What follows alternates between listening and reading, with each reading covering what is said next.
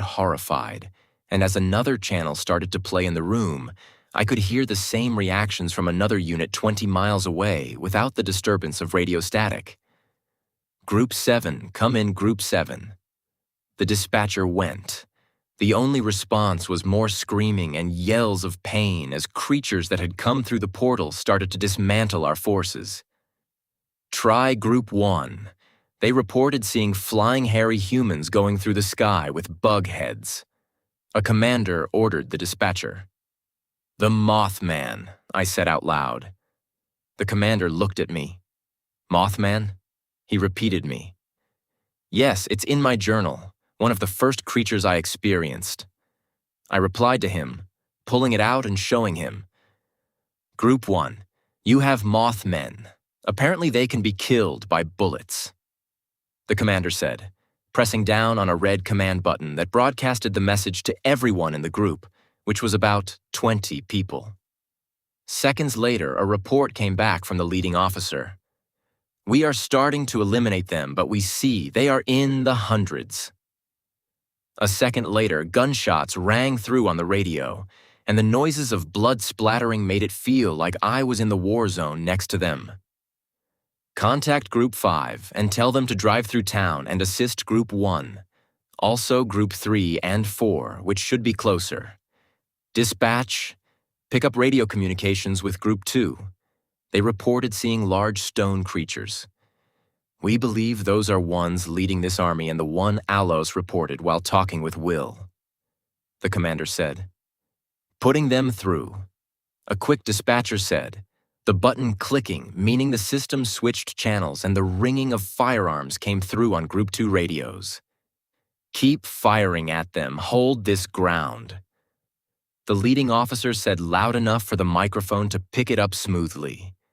Shots still began to ring out, then a scream from afar and a quick sentence to give us an idea of our area. "Wolves to our left," the officer screamed, followed by the sounds of the pack growling and lunging on top of the officer. The rip and biting of his flesh while the officer screamed made my stomach empty for a second.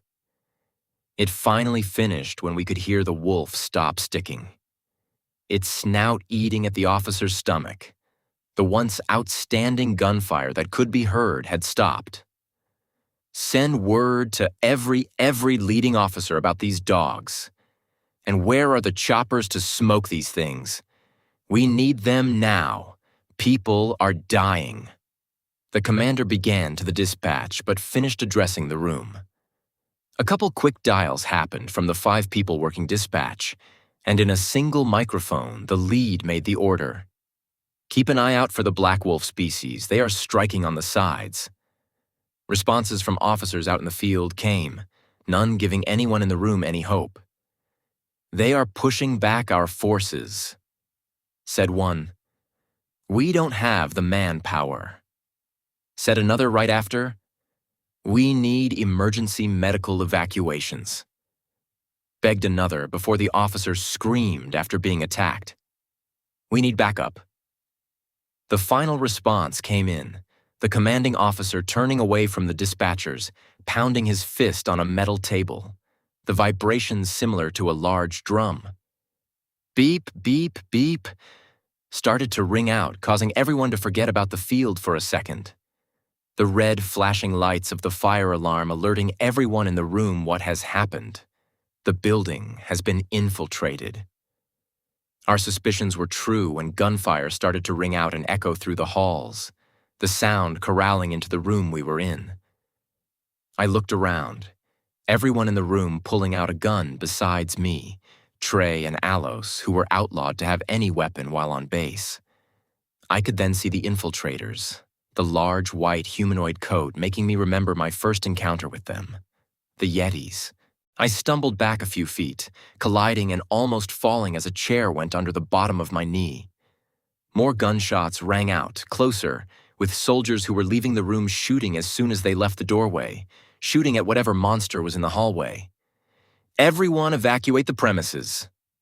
The commander yelled, everyone fleeing and being pushed out into a hallway, the opposite side of the gunshots. We started to run down the hallway, A pack of 15, a couple soldiers, the dispatcher workers, 2 scientists, the leading commander Trey Allos, and me. We came to the end of the first hallway, turning and running down a second one. The school the military had used became a maze as we tried to find the way out. We then came to another hallway, a T section. We looked down both ways, trying to remember where their exit would be, and the commander took a left. We began to follow. A door opening on our path exiting a classroom, a Yeti emerging to the middle of our path. The soldiers with us came to the front, firing upon the Yeti, who seemed to take a step back, maybe being injured from the bullets. It yelled soon after, a screech that any 6-year-old could explain in a nightmare. It then rushed the troops, reaching them within seconds and lifting one in the air by its palm, the others still shooting at it. The soldier was then flung at another as the commander yelled, "Retreat!" the soldiers backing up and leaving the 2 knocked-over soldiers to their fates. I turned around and began to run, following suit of everyone else in the group, running nearly 60 feet before a yelling made me turn back. There was the second soldier, lifted in the air, flailing its arms and stopping as the Yeti opened its mouth wide, taking a clean bite out of the soldier's skull, cracking the bones easily like a crocodile eating a midday snack. The image gave everyone more motivation as we continued to run. The stomping and thumping earthquakes behind us as the Yeti chased, ensuring we never lost our will. The commander was leading, yelling, "Get inside here!" Going to an entrance of a classroom and opening the door. Me, Trey, and Allos were the last ones to get to the entrance of the room. Our horror when the commander closed the door in front of us, the click of the deadbolt making me flinch and look at the Yeti still approaching. I didn't get a chance to react. My body, on its own mind of survival, started to dead sprint down the hall, Trey and Allos following. We continued to sprint, a quick left and quick right down halls with less ideas of how to shake the creature. We then made another turn, a right, and found a glass door exit. We sprinted toward it, seeing the open field in front of us past the 2 trees that shaded the entrance of the door from outside. I could almost feel the fresh air, reaching for the door, and my heart sank. It was locked. I banged on the glass, myself and Trey banging, creating our own percussion musical as we hoped for the sound of the glass chattering. I then turned around, the looming large figure which now seemed larger than in the cornfield, making me terrified. It didn't waste any time trying to scare us, just started to charge without hesitation, a predator hunting helpless prey. A shot then came from behind, then another, and another, enough to get the Yeti to collapse. I then saw our savior behind us, Perry. Allos ran over to him. "How did you escape?" "I killed everything that got in my way, got to my ship and sent a distress beacon out and then tracked you down. We have to go soon. These creatures are surrounding this area." All 3 of us nodded in approval to Perry's plan, him blasting the locked door, and we ran across the field to where Perry's ship was set. As we ran, Perry shot at 3 wolves that tried to attack us reaching and finding seats in the ship. A moment later, Perry lifted the ship off the ground, the electronic buzz giving my body life again. Once we reached 100 feet in the sky, I could see what Perry meant. A large army of sprinting green ghouls were rushing into the school, the bodies of defending soldiers spread outside. "Hopefully no sucker is hiding in there," Perry commented, flying away from the school. We flew around the city, high enough to see the portals opened on the outskirts of the city, with the creatures coming out not appearing as anything larger than a pack of bugs. In the distance, we then saw it, a larger portal, nearly triple the size of any other portal, with creatures flooding out. Perry swooped down, myself with my eyes glued down, looking at the black coats of the wolf like creatures swarming out of the portal like ants, followed by large long-stick humanoids with antlers atop its head. We circled again, now seeing a large vehicle rolling across the ground as it came out the portal. On the sides of the ship were buzzing creatures, covering each other's bodies like animals trying to stay warm during winter. Then atop the vehicle I could see him, Gallon. It didn't take more than a few seconds for Gallon to point up, the once buzzing creatures that were grouped together following Gallon's hand, then letting go of the vehicle, using insect-like wings to hover and fly up toward us. Perry started to lift the ship, the momentum shift making my stomach drop as I felt like I was on a roller coaster. The ship started to gain altitude and speed, creating distance from the winged attackers who were still gaining on us. "I think these people want to fight," Perry said excitedly, turning the ship and nose diving back to the ground, firing upon the ground troops running out of the portal. The bullets Perry shot landed on the ground, causing micro-explosions on the ground, killing the Black Wolves instantly and making others around it tumble. We then felt a thud on the back of the ship, myself and everyone on the ship, looking back and seeing the winged insect insert its body and attaching itself to the ship. The creature was disgusting up close, with small, scarce bristles covering its reptilian skin all over. Its round head making the appearance of a fly with a small circular mouth and large beady-like eyes. "It's the thing that attacked me at the scouts camp," I said, realizing what is coming next. It was almost on cue when the creature shot a muscled beam out of its mouth to the glass of the ship, much like the one that sucked blood from my body. The attack caused a small crack as Perry twisted and turned the ship, hoping it would knock itself off. I looked back, hoping for the creature to be gone. It was not. Another thump then came in front of us, another of the same creature attaching itself to the ship. "Get off, you fuckers," Perry and Trey both said at the same time. Perry then shook his head, visibly annoyed, and took another 180-degree turn, nose diving toward the vehicle with Gallon. The creatures began to cover the ship, Perry's visibility in front of him becoming less and less. But Perry opening fire, bolts shaking the ship as they left, one after another before stopping as Perry lifted the ship up. I looked back, the area around the vehicle under fire from the bolts, as black damaged scorch marks were visible on the tank, Gallon still standing on top staring at us, Will right behind him, entrapped in a cage. Gallon then turned to him, marching at him. "Follow my lead," Gallon yelled as he stared at Will. Gallon lifting his hand to the sky, his palm facing our ship as he fired 2 shots.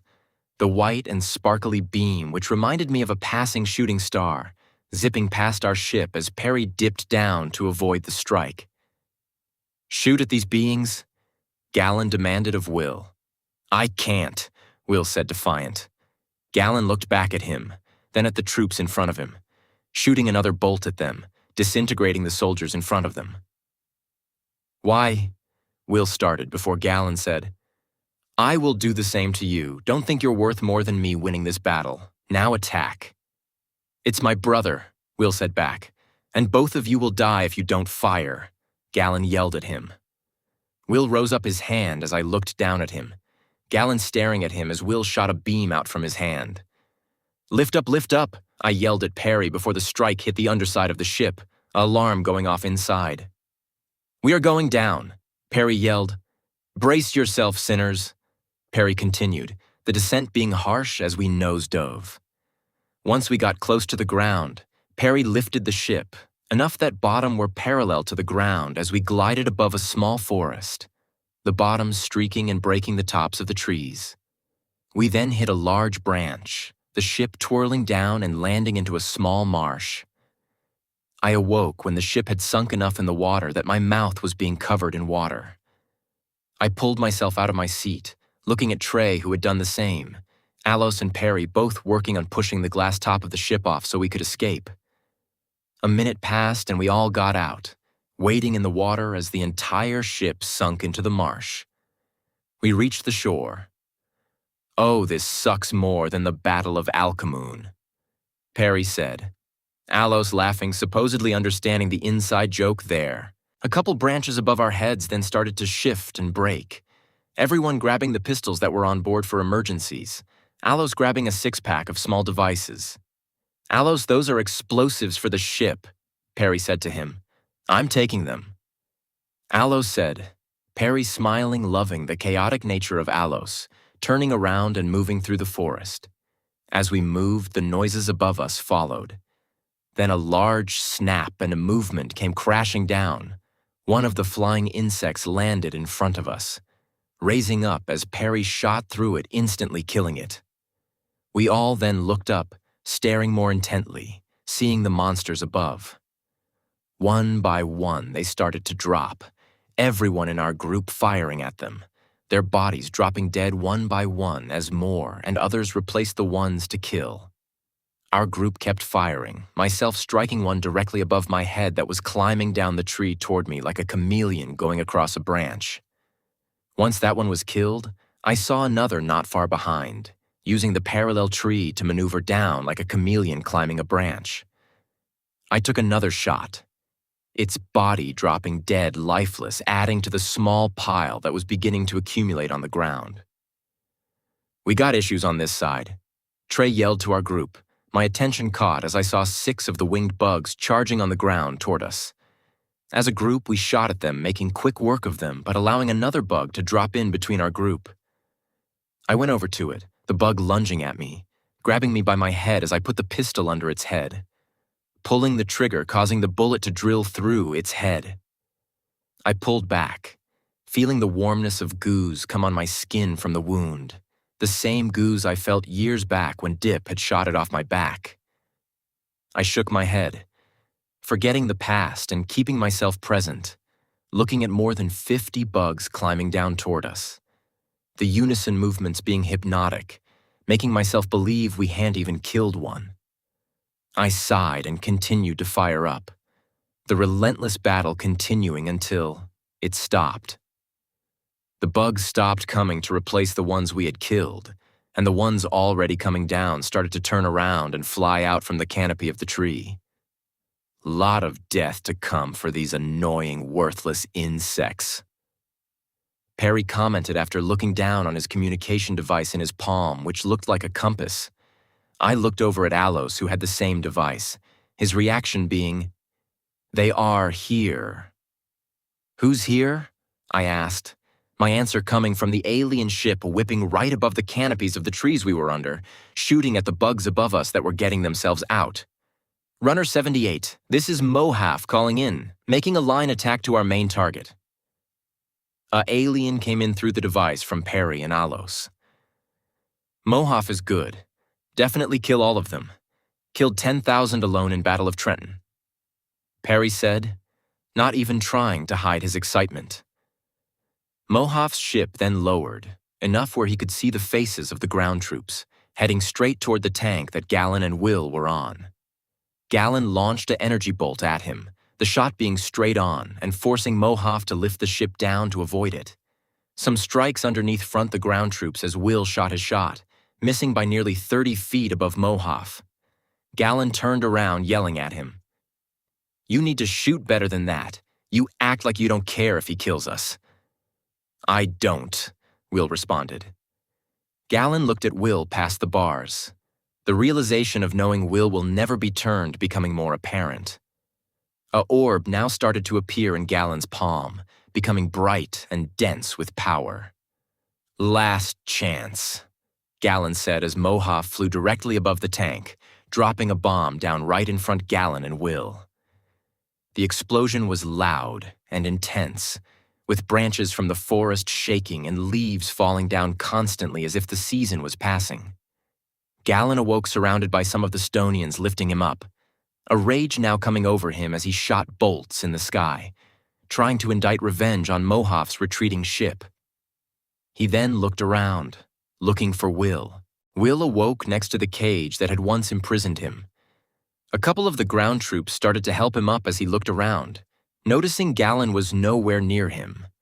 Will started to panic now, his heart picking up the pace and nearly skipping every couple of seconds. He stood up and started to run toward the woods, lifting his palm and shooting an energy bolt at any troop that got in his way, reaching the marshy cover within a few minutes of running, hiding. Once we heard the explosion, our group decided it was best to rejoin the fight, and we had already begun to skip through the woods trying to get back in the battle. We then heard a branch snap, then the rustling of branches as a figure came out in front of our path, Will. I froze in place, the sight of my brother unleashing a bottle of emotions that I didn't even know were inside of me. I ran over to him, his face with the same tearful expression as mine as we embraced each other. "I'm sorry, I couldn't stop this," Will began to say to me. Trey, Alos, and Perry coming behind me. "We can still win this fight," I said to him. No, we can't. He's too strong, Will said. What? I say, baffled, back to him. We have to leave. We can escape him if we run away now, Will continued to say. We don't have that option, kid, Trey said to him. Time for this guy to die, Perry added. No, he's too strong. He has more troops on the other side. He has complete control of Loka. He will soon control Earth. But we can escape, hide from his ruling, Will stated. This needs to end here, Will, Alos then said, intently standing in front of him. Galen rules with fear. His family did the same, taking control of groups of creatures to do his bidding, using fear to keep them captive and obedient. No one stood up to him, and that is why this works. But you have the strength to fight him. We all do. And I should have. It's my biggest regret. That regret peels at me. It's peeled at me for a long time, ever since I started to run away from him, and it's left scars and bruises that will never heal. Alos said, the quote making everyone stop in a moment of silence. But, Will said, this has to happen today, Will, no matter the outcome. I said to him, you think Mario would have saved the princess if Mario was afraid of a giant turtle? My statement continued. Will chuckled, looking back towards the battlefield, our group hearing the explosions and shots being fired in the distance. Let's go to the castle, Will said, leading the march toward Galen. As we get closer to the edge of the marsh, the sounds of battle get louder and louder, the thick foliage that protected our ears of the battle becoming thinner. In the distance, I could see skinny Wendigo beings run across the field, attacking the U.S. troops positioned behind camo-wrapped paintings with U.S. Army signage on the doors. In the sky, alien spaceships were flying, being harassed by the thousands of large bugs like the ones we had fought in the woods. Then a ship got struck, a larger ship with multiple gunmen shooting at Galen's army below. We watched as it fell toward the ground, a fiery explosion occurring when striking against Earth's crust. The source of the attack was seen simple. Galen, now shooting another bolt into the air, hoping to sink another. We started to run across the field, shooting the smaller wolf like beings that approached us. We managed to get within shouting distance as I heard, Will, from across the field, looking over and seeing Galen, who was creating a large orb above his head, shooting it at us. It landed right in front of us, exploding us back into the ground, me, Trey, and Perry landing together in a row, Perry and Alos close together but separated from us. As we got up, we saw 3 Wendigos surround us, fangs appearing out of each mouth while the antlers were sharpened to a fine point. I saw Will look over to us, Perry telling him, Fight Galen, we can handle these creatures. Alos then grabbed Will's hand, following Perry's orders and running toward Galen. They now stood 100 feet in front of him, the stone of Galen's forehead glowing in a lava color, which seemed to reflect his emotions. You want to betray your home world, with what? A Gnost. Galen said, looking over at Alos. Those beings are nothing. The beings you're fighting for are nothing. Don't you want to rule here? Rule with me. Or do I need to make you servants, just like how I did with the entire Gnost population before wiping them out? You didn't wipe all of them, Alos commented. Let's change it then, Galen said, shooting 2 bolts at Will and Alos. Alos was quick to avoid it and ran at Galen while Will was caught off guard being blasted back. Alos then jumped at Galen, punching him and causing him to retreat back a few feet. Alos jumped again at Galen, this time Galen putting out his hand and catching Alos in his chest. Galen then lifted his hand, a small orb appearing as Alos struggled to escape, not being able to avoid Galen's hit on him. Alos's body rolled across the ground as the energy from Galen's land was released upon him. Galen then leaped into the air, now diving with his fist leading toward Alos as he looked up. Alos narrowly escaping by rolling to the side as Galen's fist cratered the earth. Alos then jumped up, pointing his 2 feet into Galen's chest and pushing him back. Alos then scurried against the ground, grabbing his pistol and blasting shots at Galen. Galen created a short shield in front of himself, deflecting the 3 shots, before focusing the energy into a ball and shooting at Alos. He rolled out of the way, Galen turning to find Will charging at his side, a blue and green orb in his fist striking Galen and punting him in the air. Galen rolled around mid-air, making a clean descent down to earth and using both hands to shoot a beam at Will. Will mirrored his move, shooting a beam which met in the middle. "I'm superior to you, Will. Don't you know that?" Galen yelled at him. Will began to struggle, giving up some of his ground as his feet dug into the earth. "Die, you son of a bitch," Alos yelled, carrying a 6-pack of explosive devices from space that he had taken from Perry's crashed ship. Galen glanced over, then adjusted his focus, pointing his beam at the devices. Will's eyes widening as the explosion looked like the death of the sun, a bright light, and then nothing. I heard the explosion a mile away, the war going on becoming silent for a moment as I thought about my brother, wondering if he was alive. He awoke from ash and the body of a killed Mothman as he woke up. He then looked around, seeing Alos's body sprawled against a tree that had fallen. He ran over to him, half of Alos's body being ripped, pieces of his skin off exposing his inner organs. "Alos, stay with me," Will pleaded with him. "You have to end this." Alos then said to Will after he focused his breaths, using all his energy to speak. "I can't beat him on my own," Will said to him.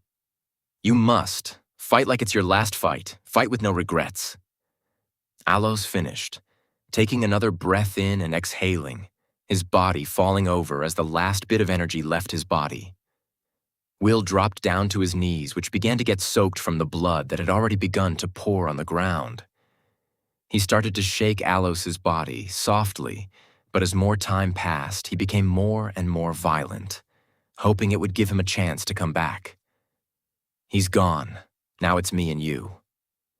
Will heard behind him, Galen with a streak of blood running along his chest, a cut that almost resembled a mirror reflection of the scar on Galen's forehead. "Me and you," Will said softly to himself, then attacking. He sprinted at Galen, sliding to avoid the beam Galen shot at him, and Will sending one back, causing Galen to lose balance as he stumbled back. Will now reached him, throwing a punch up with energy from inside him. Galen was pushed in the air, then rolled back on the ground as Will swung again, this time a side hit. Galen then took another shot to his ribcage from Will, Galen screaming and pushing a beam of energy through his forehead scar at Will, who avoided it by jumping to the side. Will then punched at Galen again, this time striking him in the face. Galen fell to the ground, Will immediately jumping atop of him and beginning to strike his head, repeatedly. With blood covering his eyes, Galen grabbed onto Will, then focused on his forehead, shooting a beam which Will moved to the side of.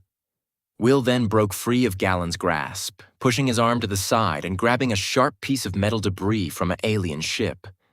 He lifted the shard above his head and forced it down, striking through and splitting the stone upon his forehead, which gave Galen his power, then piercing through the rest of his skull.